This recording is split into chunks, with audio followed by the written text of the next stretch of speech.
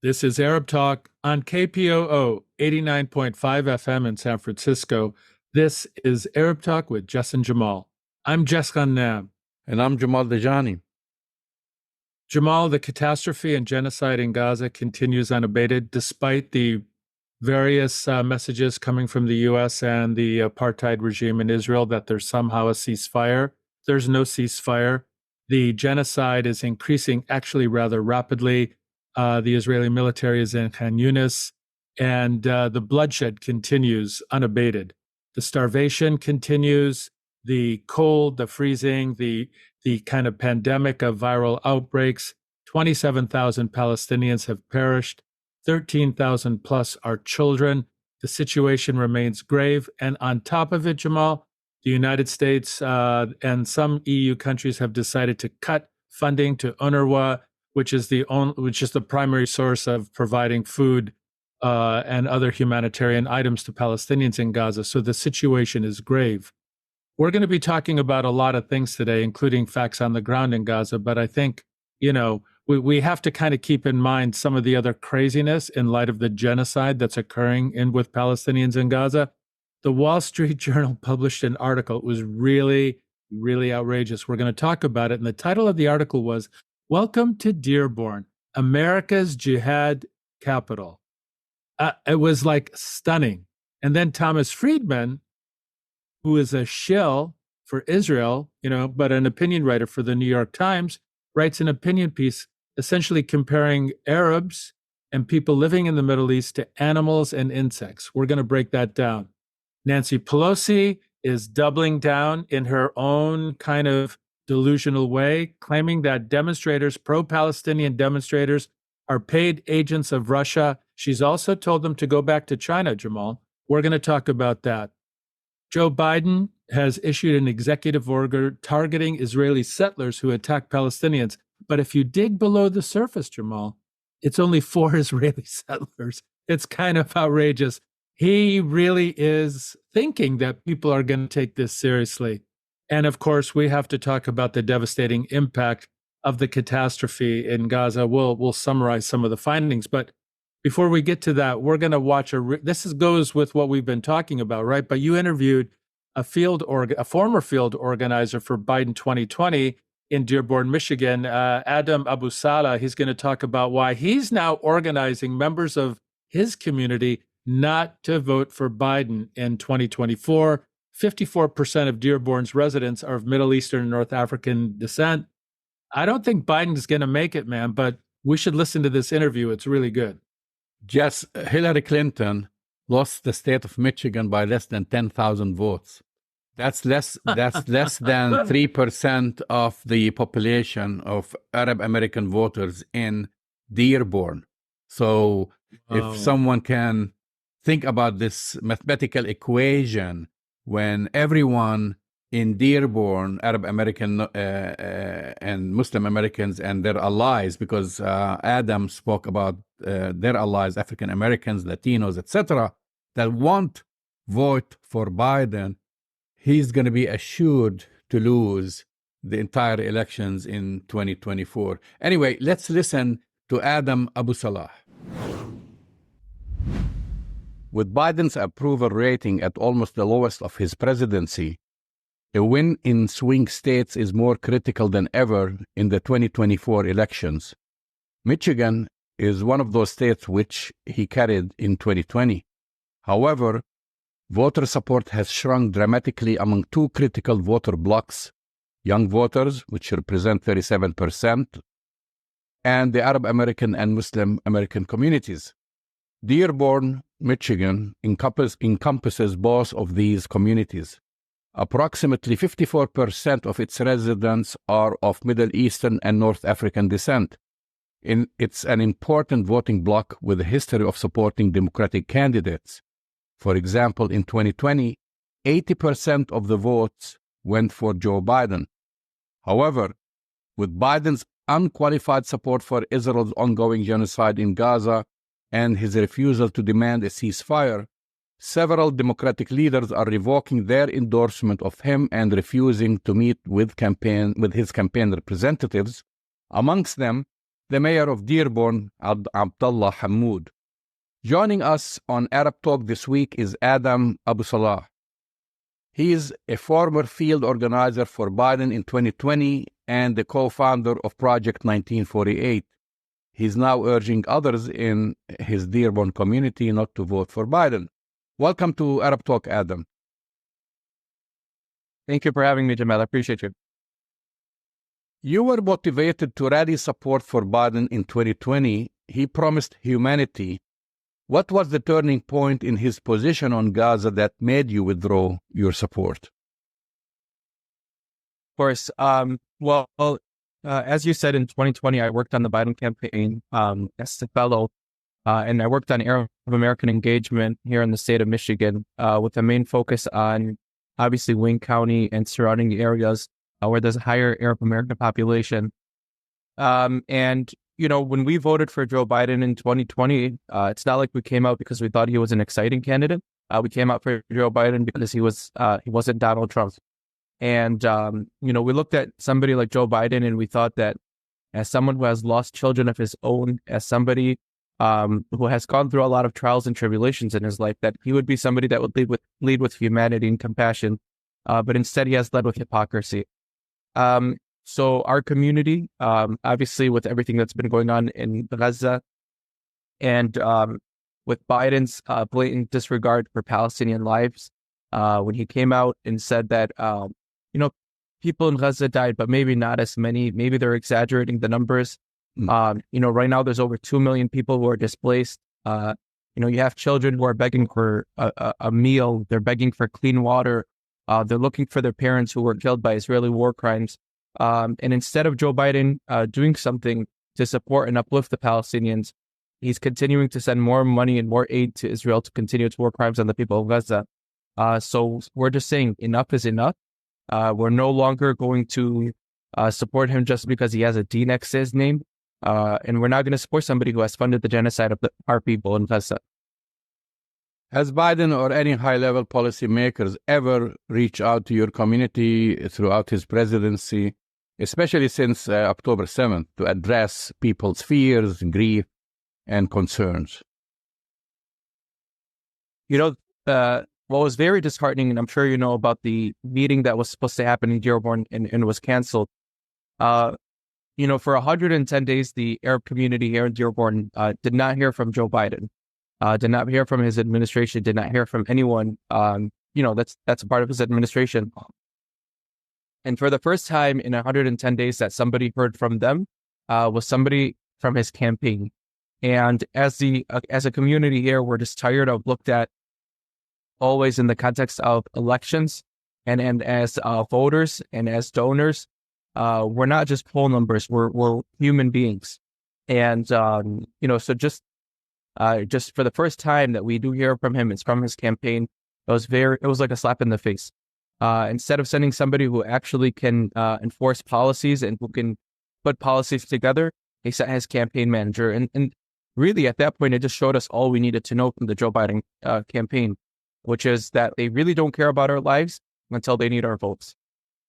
Well, actually, this was pretty much like what I was going to actually follow up with you, because this is being framed on mainstream media as a policy issue instead of a recognition of the humanitarian crisis and a personal devastation for many of those who are living in your community or the larger Michigan area who have directly experienced horrific loss from Israel's assault.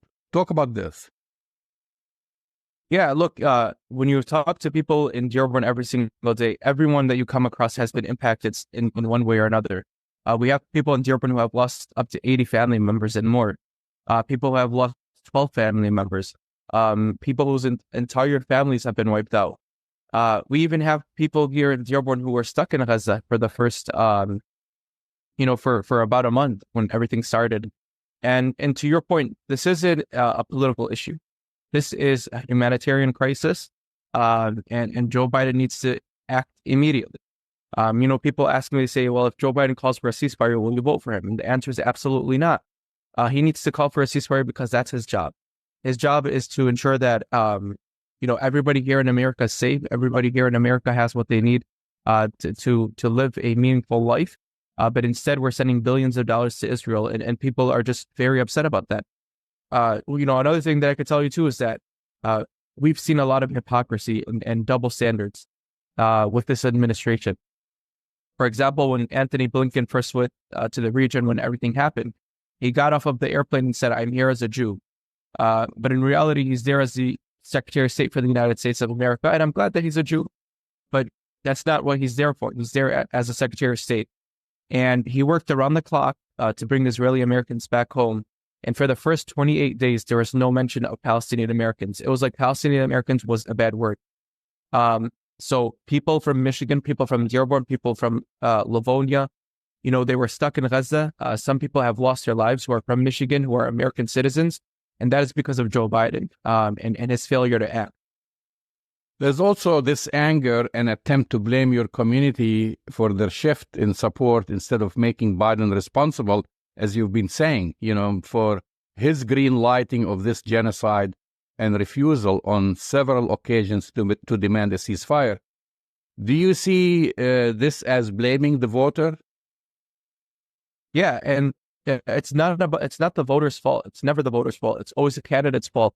You never go to somebody who runs for city council and loses and then blame the constituents. You blame the candidate for his fault to run a clean campaign, to run a good campaign, and to really talk about what the people want. When we talk about what the people want, majority of Americans are calling on the president to call for a ceasefire. Majority of Democrats want a ceasefire, and a majority of Republicans even want a ceasefire. And Joe Biden's not doing what the people want.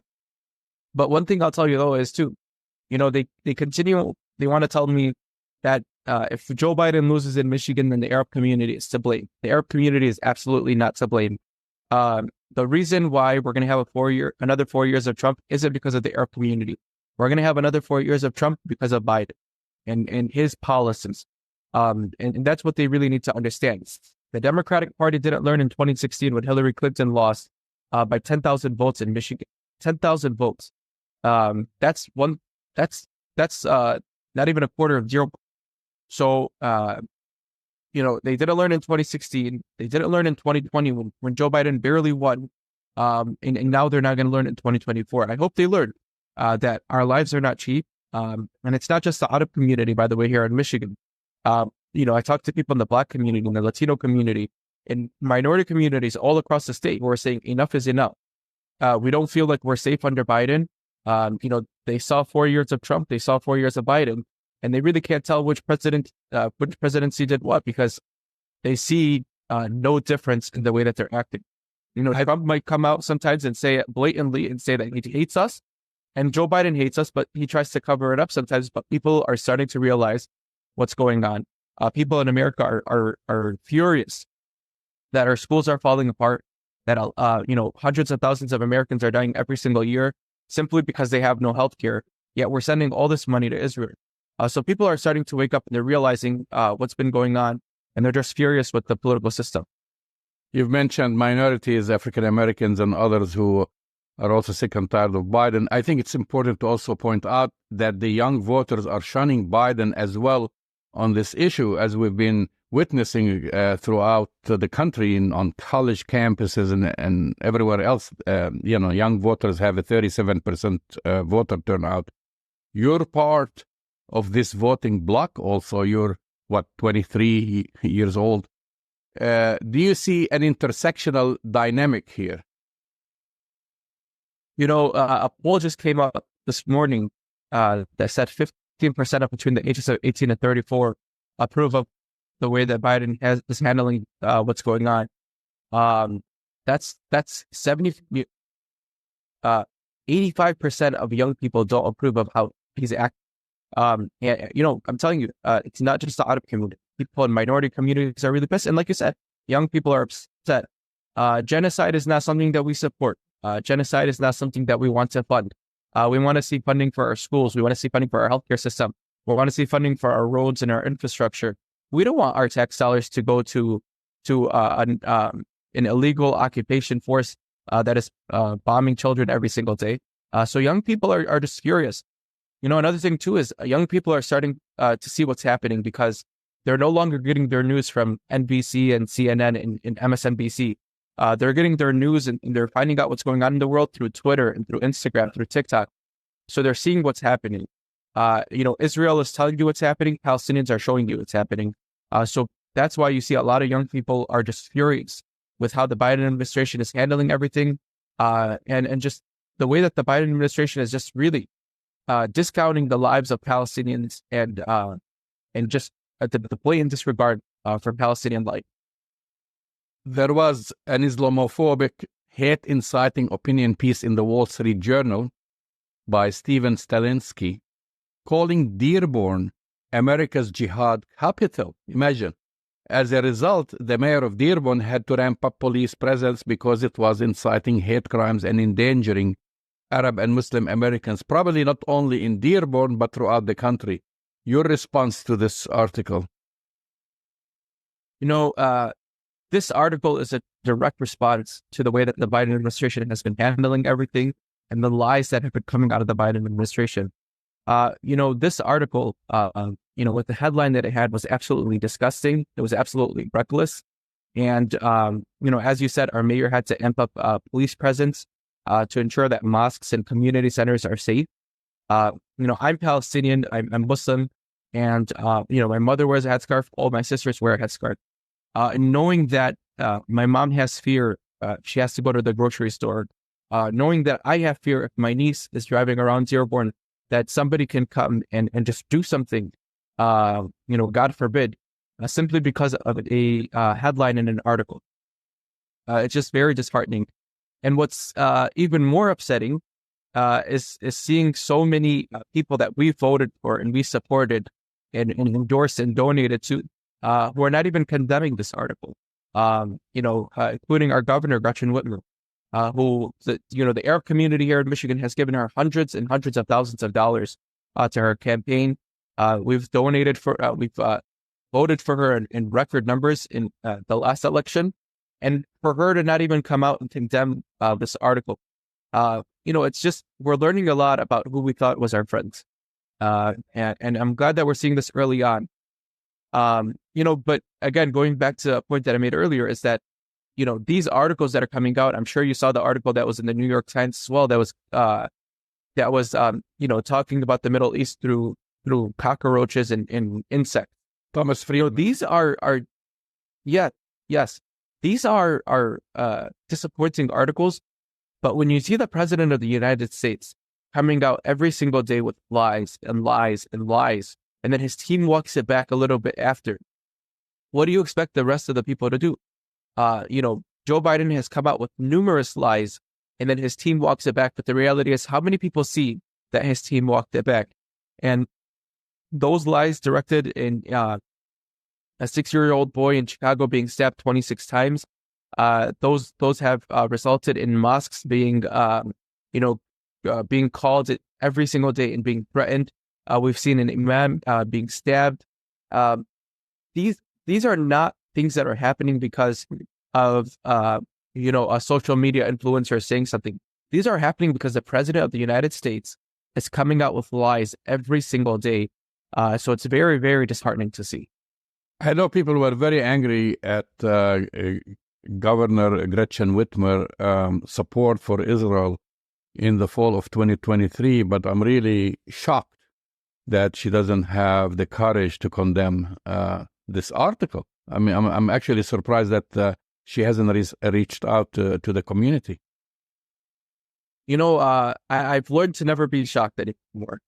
It's very disappointing to see somebody, after they take hundreds of thousands of dollars from AIPAC, millions of dollars even, it's just to never be shocked. It's very unfortunate that we have people who are putting, the AIPAC dollars ahead of people's lives. And I think as a community, even when it comes to Joe Biden, we're not surprised by the way that Joe Biden's reacting. Joe Biden is somebody that has come out in the past and said that if there was no Israel, we'd have to create an Israel, and that you don't have to be a Jew to be a Zionist. He's a proud Christian Zionist. So we're not surprised with the way he's reacting. We're very disappointed. Knowing that he can't even come out and say that Palestinian children deserve to be safe, deserve to live freely, deserve to live a dignified life.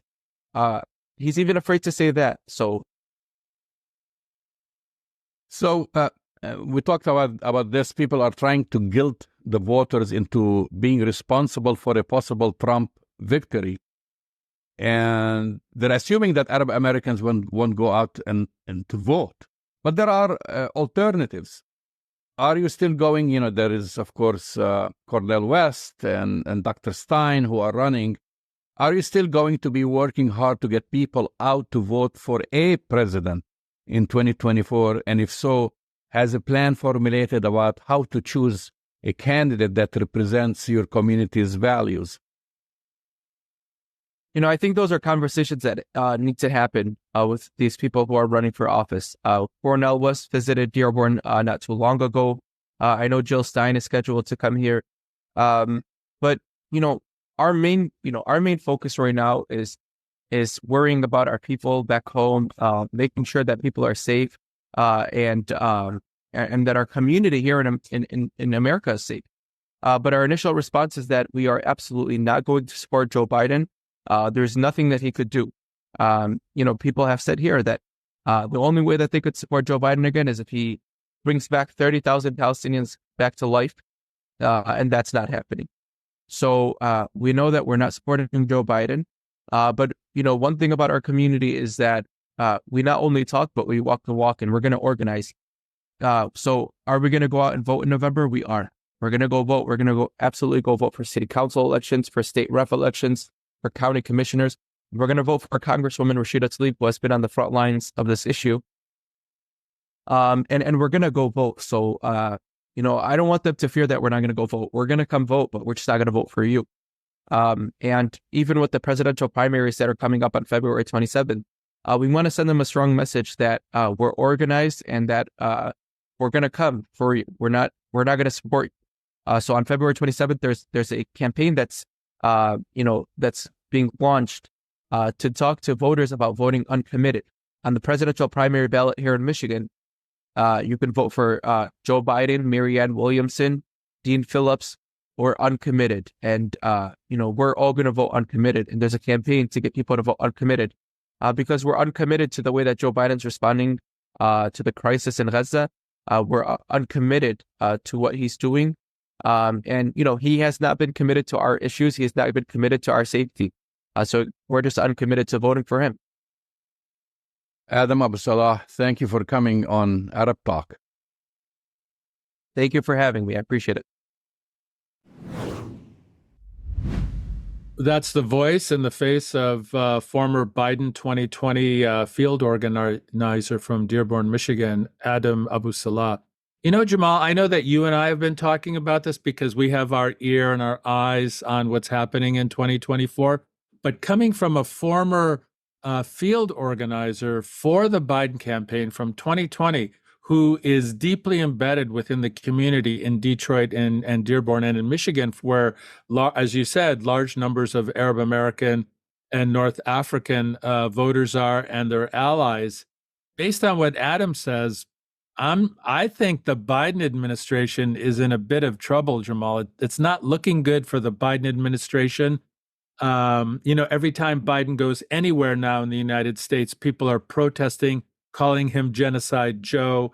People are harassing. And, when Kamala Harris came to the Bay Area last week, there were deep protests against her too. I'm getting this feeling that people are actually agreeing with us finally, that we have some really grave concerns about whether or not just Arab Americans, but really younger voters and progressive voters are going to really rally behind Joe Biden. And the Wall Street Journal, Nancy Pelosi, and they're making it worse. The New York Times. They're really stupid.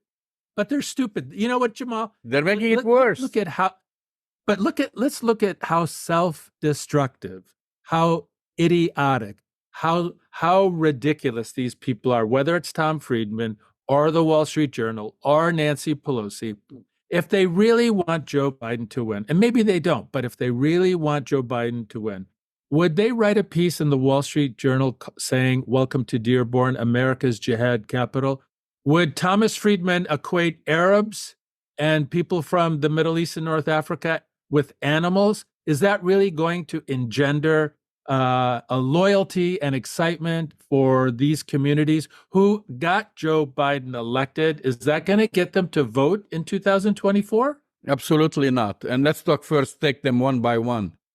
So for those who don't know, the Wall Street Journal just a couple of days ago published an article, and the title of it is "Welcome to Dearborn, Americans' Jihad Capital." And then they go on. Imams and politicians in the Michigan city imams and politicians in Michigan city side with Hamas against Israel and Iran against the United States. So there is a major difference if you side or not side, but to label them as jihadis, okay? I've never heard. I mean, this is so ludicrous, Jess, because and this is very important for our listeners to listen to, because they've been watching it, and we've been seeing a member of Congress wearing the Israeli IDF military uniform to Congress. And then you have, now we know from the hostages and from those who have been killed in Gaza, American citizens fighting in the Israeli army, military. American citizens who go out of their way to join the Israeli military. How many Palestinians have you heard going from the Dearborn, Detroit area to go fight with Hamas? That's the question. It's easy, Jamal. No one has. It's a big joke. Well, it's very important to make this distinction. We have Americans who, in my opinion, when you are a member of Congress, you represent the United States, and then you wear the Israeli foreign country's uniform into a meeting in Congress. I don't know. I don't want to put the label of treason, but it's really eyebrow-raising event. Yes, but do you know what else he said? I mean, as long as we're talking about this congressman, he also had the audacity to say, while he had his uniform on, he actually said, Palestinian children in Gaza who have been killed are not innocent. Including children, babies. Yeah, I know. So this guy, I mean, you're a little bit more careful to use the word treasonous. But I would like to ask you, Jamal, if you or I, or let's say Rashida Tlaib or any other congressperson wore the military outfit of a foreign country and we went to the U.S. Congress and gave a press conference, how long would that last before we got arrested by the FBI? We will be in Guantanamo. We will be in Guantanamo. And that's the ridiculous thing about it. I mean, these are American citizens who go there, dual citizens, and then they go and fight on behalf of Israel. Some of them get killed. Some of them are hostages, and now the United States demanding their release. And of course, when they present them, when President Biden talks about them, he says, Americans got killed and Americans are hostages and so forth. That he doesn't mention that these are American citizens who are now also Israeli citizens fighting on behalf of the Israeli government, a foreign government. And that's why they came into harm's way. And you know, and for this writer, Stephen Stalinsky, to publish an article accusing the entire city of Dearborn as a America's jihad capital. You know what? Yesterday, the mayor of Dearborn called on the police to protect its residents, to protect institutions, cultural events, because it's incitement. Mosques. But listen, Jamal, it's incitement. And you have to remember that if a Palestinian, if a Muslim, if an Arab American were to say the same thing, let's look at, we flip the script to see how ridiculous this is. Anybody else says the same thing, within the Arab, Muslim, Palestinian community were to say the same thing, that would be incitement. They would be arrested. They would be detained. They would be investigated. So why isn't this journalist, who is inciting violence to an entire community in Dearborn and maybe the entire United States, why is this journalist allowed to get away with it? Why is he not being investigated and held to the same standards? Because he's a shill for Israel and pro-Israel forces, Jamal. They get away with being able to write this incendiary rhetoric in the fricking Wall Street Journal. And what I'm saying, and this is a warning to the Wall Street Journal, and I make this warning: anything that's going to happen in Dearborn, if an attack on a mosque or some lives are lost because of a hate crime, it's on them. They're blood liable. 100%. They are blood 100%. liable. And not that I wish 100%. that this is going to happen, but there is a high possibility that this is going to happen. And I applaud the mayor for now amping basically security because of what happened. I mean, this is a major publication. And then to add insult to injury, then you have Thomas Friedman now. I don't know. These guys are competing. The New York Times. Who's going to hate Muslims more and Arabs more? Is it the New York Times or is it the Wall Street Journal? He goes and publishes an article, and I'm here quoting from the article, Jess. He basically, and the title of the article, we should say, the opinion piece, Understanding the Middle East Through the Animal Kingdom. And he's talking about basically Yemen, Lebanon, Syria, and Iraq. They're describing them as being caterpillars. And then he's talking about that Iran is the wasp, the Houthis, Hezbollah, Hamas, and Kataib Hezbollah, those are the Iraqi ones, are the eggs that hatch inside the host. And then Lebanon, Yemen, Syria, and Iraq, eat it from inside out. And then he says, this is what he says: we have no counter strategy that safely and efficiently kills the wasp without setting fire to the whole jungle. In other words, set fire to the entire Middle East to kill these insects. Can you imagine if someone compares Israel with an insect, with a cockroach, for example, or with a wasp or whatever, and says the only way to get rid of the area there is to set it on fire? What will happen, Jess? Well, that again, Jamal, the hammer of hatred and anti-Semitism would be leveled. And I might add, if that same comment were leveled against Jews or Jewish Americans, it frankly would be anti-Semitic. And here we go. But Thomas Friedman is allowed to make these comments against Arabs, against Muslims, against people in the Middle East, and he gets away with that without any accountability. I think I'd like to compare Thomas Friedman to human excrement. And I wonder if somehow we can compare journalistic styles with various forms of human excrement, Jamal, because I think Thomas Friedman has reached a new low. He has purported to be this kind of even, balanced reporter, but he has consistently and unequivocally reported and supported not only just apartheid regimes, Jamal, but dictatorial and aggressive and oppressive regimes throughout the world. So how can we take him seriously, Jamal? How can we take someone like Thomas Friedman when he gets away with that kind of racism? And I mean, I've been following the comment section in the Times. I haven't seen any retractions.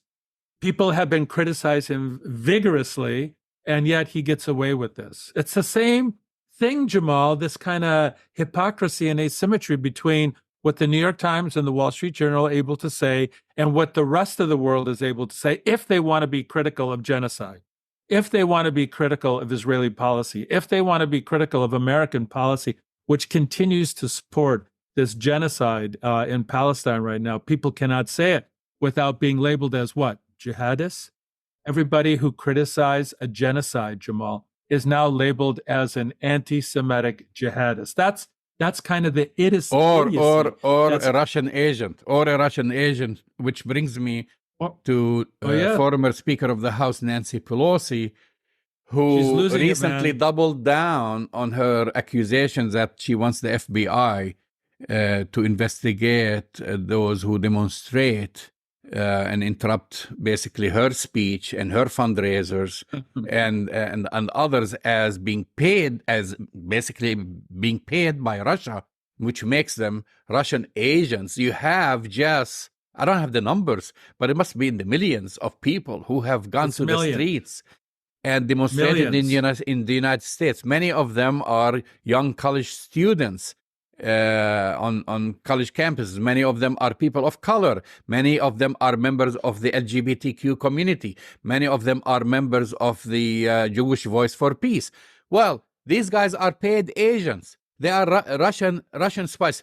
Instead of apologizing and saying, well, I've made a mistake, maybe I shouldn't have said that. She's doubling down. She's doubling down, and she wants the FBI. Okay, who's going to pay for that investigation? Is she going to pay for that investigation that's probably going to cost millions of dollars? And I don't want to get into the whole Russia, not that you and I are supporters of Donald Trump, but I think that was the biggest hoax of the century when they said that the campaign was affected by Russia and spent millions and millions of dollars on that. And they still say that, even though that has been proven to be totally nonsense. And now she wants to start another investigation as a deflection. Okay, this is someone. It is a deflection. This is someone basically, Jess, and who said on a panel that if the capital, Washington D.C., was to fall down or be destroyed, that she'll still send financial aid. U.S. aid to Israel. Imagine, think about that. Like, if I don't know if you saw that video, yeah. but I did. It's like, she gets away with saying things like this, and we know she's a big supporter of Israel. We know that she receives tons of money from AIPAC, and now actually people are calling to investigate her for her financial dealings, but that's another subject, investment in the stock market and inside knowledge and all these things. But that's a whole different topic. That's not my issue. My issue is that now she's criminalizing, vilifying, and basically saying that these people are traitors because they are basically exercising their First Amendment by demonstrating and saying something simple. Ceasefire, end the genocide, stop killing children. And the genocide. Right. And Jamal, and that you saw this because I know you posted this on your account. She was yelling at some Asian Americans who were protesting. I can't even believe I have to say this, Jamal. It's so disturbing. Go back to China. Where your headquarters Where your headquarters is. Unbelievable, the level of racism, not just against Arab and Palestinian people, but against Asian Americans who have done so much to get Nancy Pelosi elected. And she had the audacity to yell at them to go back to China. Listen, it's unbelievable. Just, you and I are no spring chicken. And I don't like to talk about ageism, but Nancy Pelosi, the way she's been speaking and acting lately, it reminds me of basically of an old person who, like maybe many of us have witnessed their grandparents who lost their filter. She lost her filter. Yeah, that's what happened. She just says things that before she was more cautious and careful about saying. Now she's throwing these things. She lost her filter, and I don't think that she should remain in office, frankly. Well, I'm going to take a slightly different perspective, Jamal. I'm going to actually suggest that Nancy Pelosi, this is a deliberate, calculated, intentional series of statements.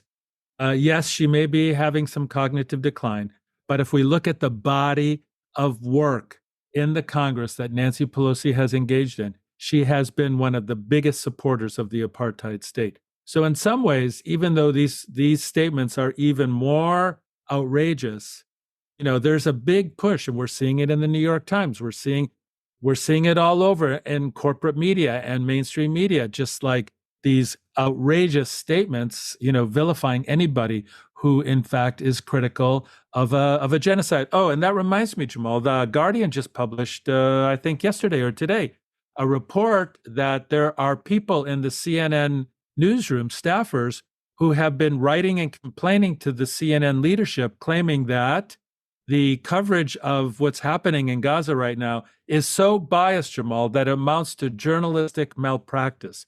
So we're seeing that people in the trenches, people who are working at the front lines of journalism, of academics, of medicine, are rising up and saying, no more, because this is really outrageous. We see it in the State Department. We see it among interns at the White House. People are saying this policy is not just biased, but it is not in the strategic interests of the United States. Just in the past 2 weeks or longer, CNN had one Palestinian American who happens to be the mayor of Detroit. Oh, to that talk many? About one Palestinian American. Oh, Yeah, I'm surprised. I'm surprised. To There was talk that about many. basically Dearborn, the mayor of Dearborn, to talk about Dearborn and why he refused to meet with Biden's basically campaign, not Biden's policymakers, but Biden's campaign. And then when they talk about Gaza and what's going on in Gaza, they haven't brought a single person, Palestinian, to talk about what's going in Gaza. They haven't done that. They bring all these so-called falafel experts, as I describe them, people who have never been to the Middle East or they've never been to Gaza, and they're sitting 10,000 miles away from Gaza and talk about Gaza as if they know everything, or they basically regurgitate everything that the Israeli military spokesman says. That's what they do. That's the extent of their reporting. Which again, I want to keep us going on different topics here, just to remind our viewers that the Gaza death toll has risen to more than 27,350 Palestinians killed by Israeli bombardment as of today. 13,000 of them or more are children. You have over 60,000 who are injured, and you have more than 20,000 who are unaccounted for, still under the rubble. So they haven't been added to the death, so the death toll can climb tremendously. And of course, Israel has not stopped the bombardment. They tell people to go to some area to receive some aid and whatever, and they go there and they kill them. Yeah, Khan Yunis, Jamal, which is this densely populated area and community in southern Gaza, is under attack right now. The Israeli military has been, despite all the BS about ceasefire and things getting better, the reality on the ground is that the Israeli military is actually increasing their genocidal activities, killing more Palestinians.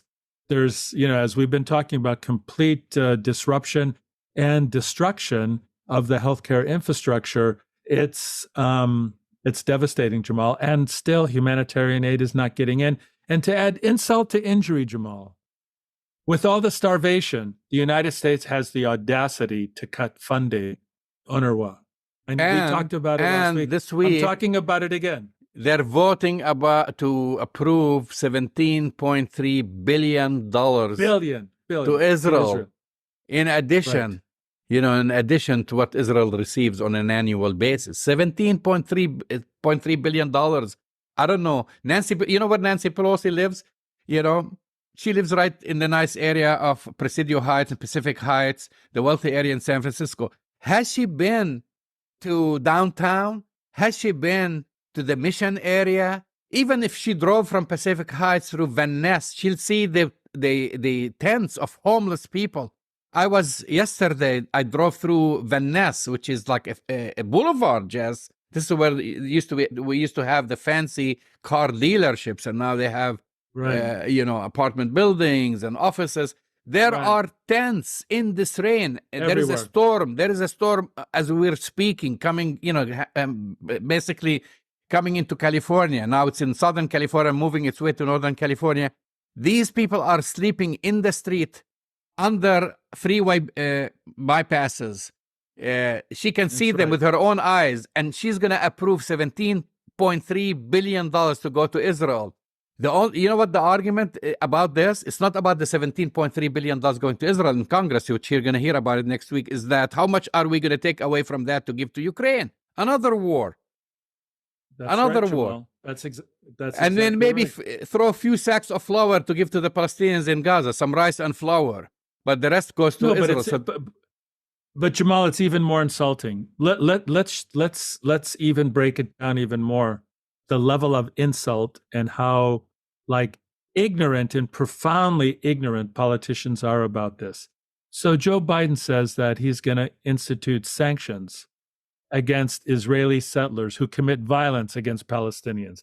And the Palestinian community or the Arab community or the Muslim community, we're supposed to start dancing in the streets. But when you dig below the surface, it's for crazy, illegal colonial settlers that he's sanctioning right now.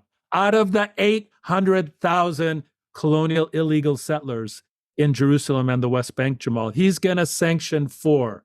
I don't even know what to say, how insulting that is, or how stupid it is, or how ridiculous it is. Does he think, really, by making this kind of outrageous, ignorant statement, that people are going to say, oh, well, I guess we're going to have to vote for Joe Biden now because he sanctioned, 4 out of 800,000 illegal colonial settlers? I mean, I was blown away by how much press coverage that ridiculous statement got in the media. Like, oh, wow, Biden is really putting the pressure on Israel right now. He, sanctioned 4 Israeli settlers. Oh, my God. I mean, what kind of ridiculousness is that, Jamal? Has it gotten any worse than that recently? Well, just Biden and Blinken must think that the Palestinian American community, the Arab American community, the Muslim American community are just dumb. That's and gullible. That's what they really believe, that they can just say something like last minute, and they're gonna last minute show of balance in their policy, which is really not. And then they're gonna change their minds. And let me take you back before putting putting these 4 Israeli terrorists on the list of that they're going to be, I guess, prevented from coming to the United States or arrested or something. They come to the United States. The initial measure that they undertook was to refuse visas to those settlers who commit acts of violence against Palestinian civilians. Well, guess what?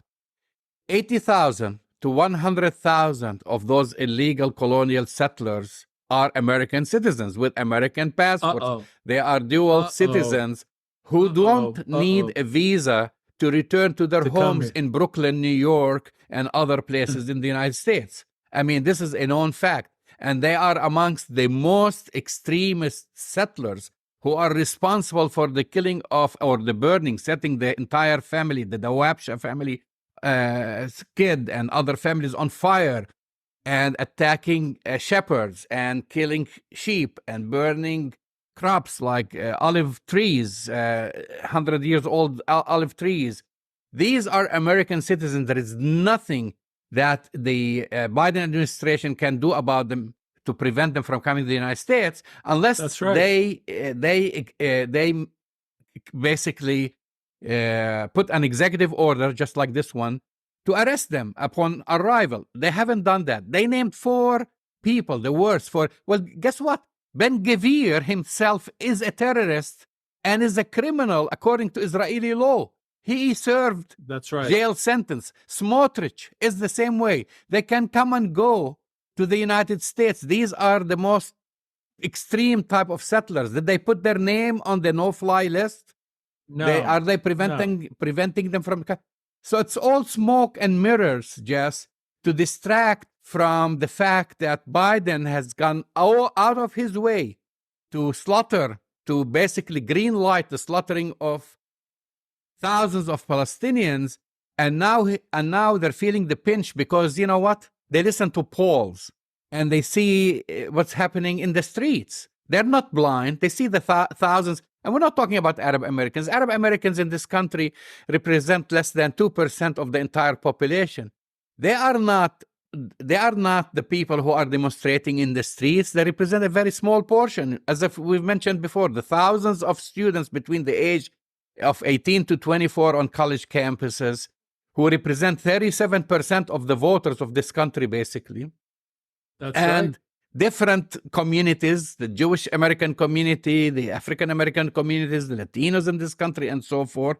And now they're scrambling to come up with some no-burger, basically saying, oh, we're going to do something for the Palestinians, aside from giving them few sacks of rice and flowers and send Samantha Power for a photo up on the Egyptian side with the trucks of U.S. aid and say, look, please we're sending them. I mean, listen, I can go on and talk about this. Yeah, it's really disturbing what he's doing. But listen, so I want to say something to Biden, Blinken, Harris, the Democrats, Samantha Parr, who wrote a book, by the way, about genocide, but refuses to call the genocide in Gaza a genocide. We're going to thank you for bringing Donald Trump back into power. It is your fault.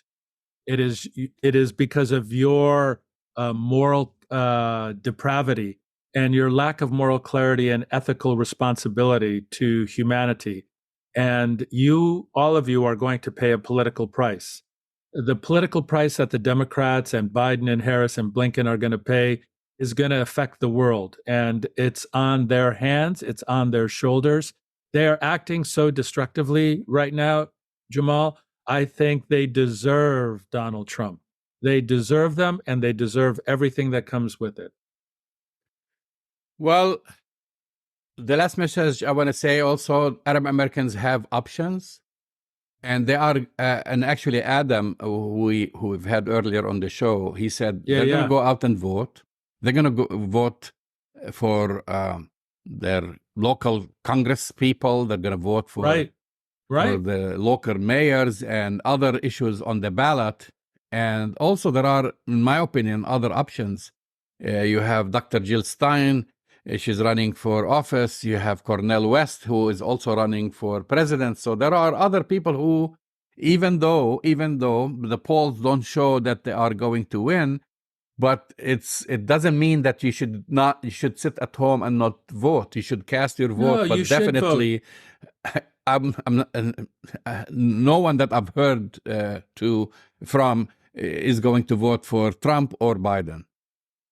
That's right. And what we will tell people, like we said when Ralph Nader ran for president, Jamal, vote your conscience. Vote for the best candidate that you believe will represent what you believe. And this idea that, oh my God, you're voting for a third-party candidate is so ridiculous, because we're really the only country in the world that is mired in this crazy two-party system. Because everywhere else in the world, they have a multi-party system where people do have choices. And we've said this, there is no significant difference on so many issues between the Republicans and the Democrats. All we have to say is, like, look at the bloodthirsty votes that they've made to support the apartheid and the genocide that Israel is engaged with right now in Palestine. You've been listening to Arab Talk on KPOO San Francisco 89.5 FM. Go to our website, arabtalkradio.com, to download the latest shows, and we'll speak to you next week. We'll see you next week.